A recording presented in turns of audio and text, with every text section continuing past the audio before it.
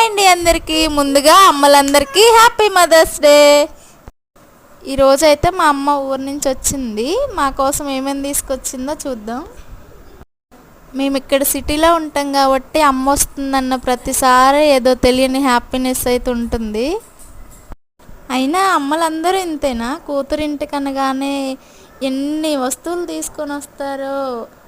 మీ అమ్మలు కూడా ఇంతేనా? అయితే కామెంట్ చేయండి. మా అమ్మ ఇప్పుడు ఏమేమి తీసుకొచ్చిందో మీకు చూపిస్తాను.